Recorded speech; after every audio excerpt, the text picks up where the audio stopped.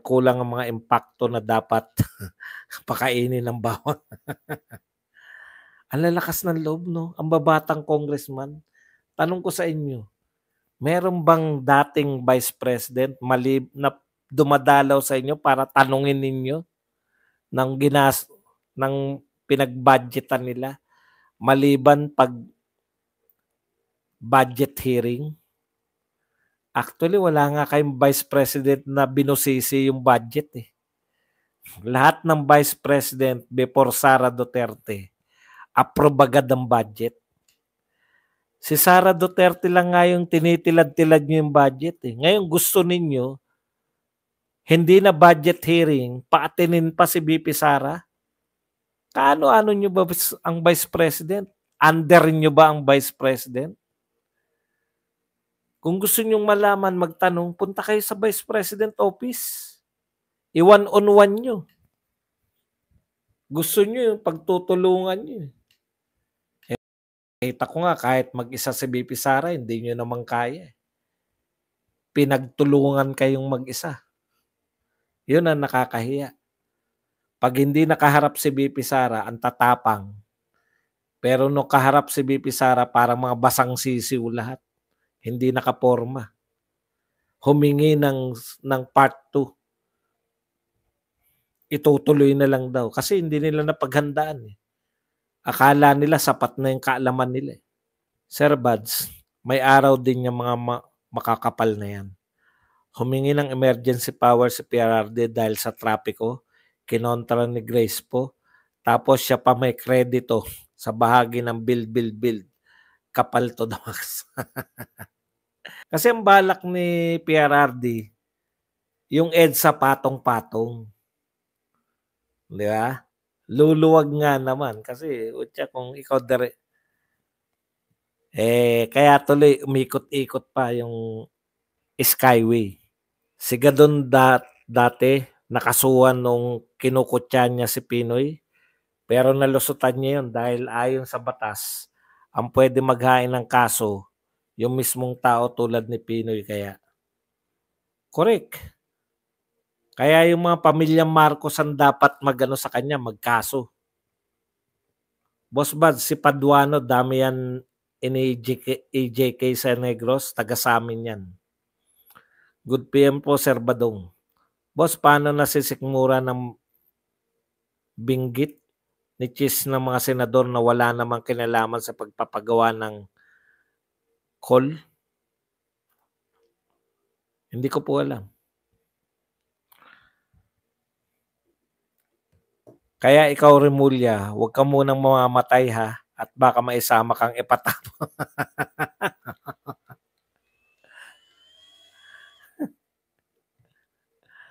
Tsaka mas pipiliin po natin yung tapat, yung mga palabiro, yung palamura mga presidente, kaysa po yung presidente na hindi mo alam kung alam mo, Sir Buds, iniisip ko sana pag si VP Sara na ang presidente, singilin niya lahat ng lumabag sa lahat ng paggasto sa budget, especially yung 90 billion na PhilHealth. Grabe, nakakapanghinayang yung bilyon. Hindi, meron na po nagsampa ngayon eh. May kaso na po yan, kaya malalaman po natin. Sabadong wala akong narinig ng isang accomplishment ni Francis Escudero nang naging gobernador yan ng Sorsogon. Baka kaya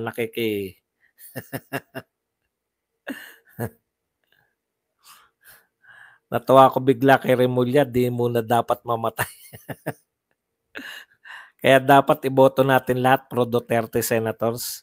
Kasi pag nagkataon, keso maging BP.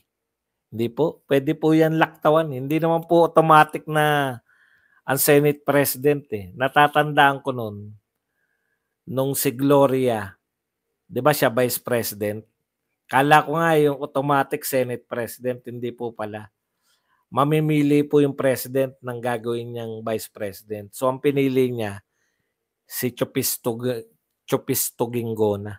Sixth sense, hindi nila kaya si Tatay Digong. Remember how many years of being a prosecutor, so alam niya lahat. Kongreso dapat kabahan. Nahirapan nga sila kay Inday, kay Tatay pa kaya. Kaya lang nga po, Phil, mahirap din eh. Kung aayon sila sa batas, eh hindi naman po sila, hindi nga nila alam. Basta pag sinabihan kanila na nagsisinungaling ka, contempt. Stage man nga daw si BBM, Boss Bats, kaya lang hindi naman nakakain ng taong bayan ng stage man. Ano yung stage man? Statesman. Baka statesman. Both straight Duterte candidates. O, isa-isahin po natin ha. Baka kung sino-sino. Yung siyempre, number 1 natin si Marcoleta. Lagi ko nakakalimutan. Unahin na natin. Marcoleta, Vic Rodriguez, yung mga hindi po PDP muna. Chavit Singson, at saka si Pastor Quebuloy. Plus yung 6 po na PDP, Bongo, si Bato de la Rosa, siyempre si Attorney Bundok, Jimmy Bundok, si Attorney Inlo at sino isa? Lagi ko na Lambino. Ayan po ang ating mga kandidato. Natural isama yung anak dahil mas masakit yun para sa ama na nakita niya masira yung anak niya. Kaya dapat si BP di siya nagpadala sa galit. Dapat maggayahin niya yung ginagawa ng mga Buddhist, meditate. Wala pong epekto kung magme-meditate lang. Kaya po natin pinag-uusapan si BP ngayon, yung mga sinabi niya dahil sa tindi ng mga pinagsasabi niya. Politiko po siya, hindi naman po siya, si BP Sara po politiko. Ang pagkakaiba po ng mga politiko, pangarap nila yan. Pangarap nila na kada meron silang sasabihin, pinag-uusapan ng kahit mga kalaban, kakampi, kalaban, lahat na mahilig sa politika, lahat ng press. Pangarap lang po yan ng mga politiko. Gustong-gusto nila tambihan, kaya nga kaya nga naggaganon para mapag-usapan. Pero si BP Sara at saka yung tatay niya, walang ka-effort. Napaka-natural nila tuwing magsasalita. Pwedeng sinasadya, pwedeng hindi sinasadya, pero napaka-natural ng dating ng mga nila, ng mga quotable quotes. Dami, di ba? Laging meron. Drag me to hell. Only to find out na ako ang presidente ng impyerno. Tindi yun, no? Pag hindi nyo ako tinigilan, hukayin ko tatay mo. Tapon ko sa WPS. Punong-puno na simbolismo lahat eh. Ay, si Philip Salvador pa pala. Kasama siya doon sa 6. Sir, si Philip Salvador, hindi mo po iboboto. Iboboto ko po lahat po. Nakaligtaan ko lang po sabihin. Kala ko 6 na yung nasabi ko. Discuss mo, Boss Buds, yung pangarap ni BP Sara na magkaroon ng effigy. Yun lang ang pangarap niya. Nung tinanong siya na gusto mo ba maging presidente? Nakalimutan ko yung tanong, basta tungkol. Kasi mga presidente lang po yung may sinusunog yung effigy, di ba? Yun yung pangarap. Parang pangarap niya maging presidente talaga, balang araw. Para may susunuging effigy. Attorney Jimmy Bundok. Opo, nasabi ko po si Attorney Jimmy Bundok. Sir, si Chavit kay Marcos ata yan. Hindi po, wala po siya ron sa 12. Solido talaga yung minura ni Pierardino ng European Union na puro naman plastic at ipokrito. Maliit kasi ang tingin sa atin ng mga punyetang puti na yan. Ekis na ba si Willie Rebillame, Boss Buds? Hindi naman po talaga siya. Hindi po tayo ang nag-ekis eh. Siya po ang nag-ekis sa sarili niya. Dinistansya niya. Una, dininay niya na yung taas ng kamay. Sabi, kaya naman namin tinaas dahil nangangawit lang yata kami ni President Duterte noon. Tapos nananawagan siya kay Lisa na gusto niya pong makalinya sa Malacanang. Kahit hindi po siya manalo, iba po purpose ni Willie. Ang purpose ni Willie, maimbatahan yung buong wawawin, dadalhin sa iba't ibang bansa. Yes, lahat ng under kay PRRD boboto natin 'yan. VP Sara is less as politician but more as a public servant. Gigil natin sa eleksyon, excited na rin kami. Actually politician po talaga sila, 'yan po ang politiko, eh. May masama lang po tayong konotasyon 'pag sinabing politiko, pero politikong-politiko po talaga 'yan. Sila po yung matitinong politiko. Balasuba si Rebillame, eh. Chabit, wag niyong isama kasi solid Ilocano daw siya nung may interview. Solid po talaga Ilocano po mas gusto ko naman yan nagpapasalamat kay PRRD sa endorsement. 'Di ba? Sama-sama daw tayong babangon muli pati si senior pala. Hindi hindi po siya mapapabangon, maitatapon. Wag iboto yan si Will to Fail. Sir Bad, si BBM pala, presidente natin yan. Akala ko si Martin. Hindi naman talaga siya. Sabi nga ni BP Sara, walang number 1. Kaya magulo dahil kanya-kanya. Pakitang tao lang yan si Willie. Tsaka wala po talaga siyang balak gawin. No? Pag nanalo na raw siya, tsaka na raw pag-usapan kung anong gagawin niya. Ay po siya. Ang tiwa-tiwala sa sarili naman na yan po ang kauna-unahan na pinakasikat na natalo, si Willie Rebillame. Boss Bats, may desisyon na po ang Supreme Court na pinapasauli ang PhilHealth funds, hindi binabalita ng media. Hindi pa naman po. Kasi kung may desisyon po yan, tsak mababalita po yan. Wala pa naman po siguro. Sino po, kanino nyo po na, yan ang problema, no? Nauna tayo, eh. Clickbait na naman yan ng mga vlogger. Sadista yan si Willie Rebillame, bantayan nyo yan. May Willie Ong at may Willie Rebillame, saan pipiliin dyan? Bahala na po kayo sa pampuno. Yung mga kakilala ko, Ilocano ayaw sa mga Marcos. Ako po, Ilocano po kami. Kahit hindi po ako marunong magsalita, saluyot po dugon na lalaytay sa akin. Ang pagkakaiba lang po, dito na kami pinanganak, eh, di ba? Keso sa Caloocan ako pinanganak. Lumaki ako sa Quezon City at nagbinata sa Bulacan, nagkaasawa, binata at nagkaasawa sa Bulacan.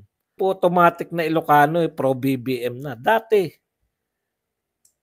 basta lineup ni Tatay Digong pati party list ni Ka Eric at Loren Badoy. Yan, ipanaw ba yon? Ipanaw party list.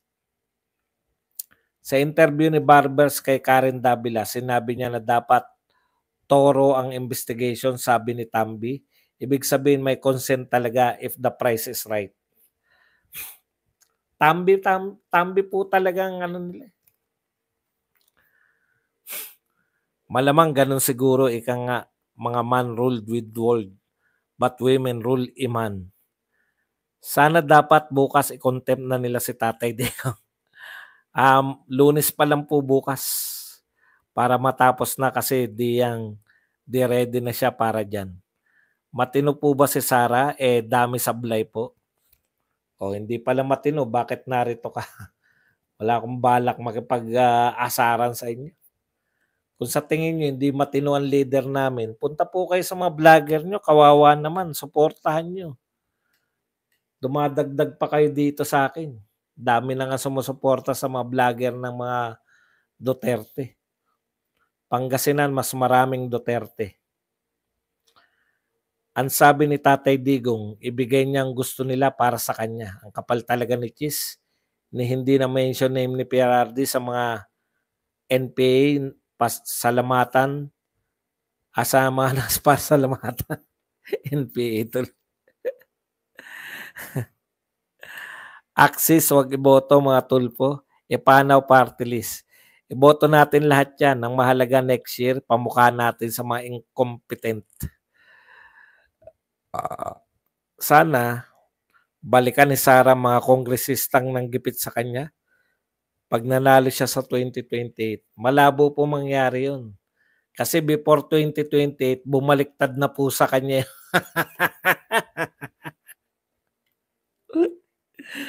Magbabaliktaran na po para hindi niyo kabisado yung mga ang una po mga bumabaliktad yung mga kongresista. Boss Buds, kapag dadalo si PRRD sa Congress, papuntahin din lahat ng DDS doon para suportahan siya. Tapos pupunta rin siya sa Senado, doble-doble naman yan. Dapat sa Senado na lang. Bakit pa pupuntahin pa si Tatay Digong sa House of Crocs tapos pupunta na rin siya sa Senado? Yan. Sa palagay nyo, sino pwede maging vice ni BP? Napakatagal pa po nung 2028. May mga sisikat pong biglang politiko, di ba? Hintayin natin. Japan solid Duterte, we love PRRD. Abolish the Congress. Hindi po ako sang-ayon na i-abolish yan. Tignan nyo kung wala ng Kongreso, di Marcos na lang lahat. Kung ano gusto yun ni Marcos, wala na mag-check. Ganun po yun. Supposedly, check and balance yan. Ngayon lang, medyo sablay lang yung Congress Correct po, Kabadong. Yung mga impacto na yan ang unang pipila sa Malacanang kapag nanalo si Ma'am Sara in 4 years. Pati itong mga vlogger na to. Yung mga vlogger ni BBM ngayon, nako. Puta, pagtingin mo dyan, nauna pa sa akin sa Malacanang yan. Sila may imbitasyon sa Malacanang, ako wala pa rin. Magbablog pa rin si Badong. Samahan nyo si Tatay Digong pag pumunta siya sa Congress. Marami pong vlogger na sasama. Huwag kayong mag-alala. Si Badong, ipaubayan nyo na ako rito para meron tayong mga immediate reaction. At saka may mapanood kayo kasi pag naroon, mahirap dun. Ang mapapanooran natin, aasa lang tayo sa traditional media. Di ba? Sir, hindi kayo parang nagsasara sila ng mga comment section Sir Buds, pag nanalo si Atty. Marcoleta, sana maging Senate President siya. Parang depende. Depende kung parang mahirapan po siya kasi magkakabatch na yung mga yan. Magkakakilala na yan. Sa interview ni Baste kanina, pag-imbestigahan nila kung bababa na si Makoy, alamin ang pera na winaldas. Yari kayo. Kaya ayaw po nila kaya ayaw nila malipat sa iba Alam na nila yung mangyayari. Katakot-takot na investigasyon. Kaya hanggat maaari, si Martin ang manalo. Ganun po yan. Gagawin nila ang lahat. Dapat mawala na ang Marcos, alis na sila. Pagod na ako sa kanila, sa totoo lang. Hindi ako makatulog ng maayos. Balisa ako, di rin makatrabaho. Kumukulang ang kita. Felipe Sapa. Alam niyo po, ipaubaya niyo po sa amin yung stress. No? Kayo po, makinig lang. At saka trabaho lang po. Erwin Tulfo ang sungay ng Marcos at Araneta. Ayan pa pala inihintay pa natin si Erwin Tulfo. Bibira pa rin yan. Babakapan ba si Baser Buds ng militar si PRD kapag nagkagipitan na? Ang hirap, alam niyo sa totoo lang, mahirap sagutin. Mahirap sagutin yung yung katanungan niyo. Di ba? Hindi naman ako militar. Hindi, siguro mas masarap itanong yan sa mga kala-general Macanas, yung mga vlogger na militar. Kasi wala ko ideya kung ano yung utak ng mga militar. Iboto nyo si Kong Marcoleta, pagka senador ang hopean nyo magiging safe. Texas solid Duterte. Mga Dutertes lang ang walang sugar coating just to please anybody. Sinasabi nila kung ano ang nakikita na hindi magandang nangyari. Nag-survey din ako dito sa Dubai, Boss Buds. DDS talaga. Isa pa lang na-meet kong BBM supporter. Malamang talaga No? Malamang panalo talaga tayo Bumoto lang kayo. Pag hindi kayo bumoto, yari tayo dyan. Sir Bad, si Jam Magno dati, solid DDS. Ngunit tinitiran na ang DDS. Wala namang pumbilang yan.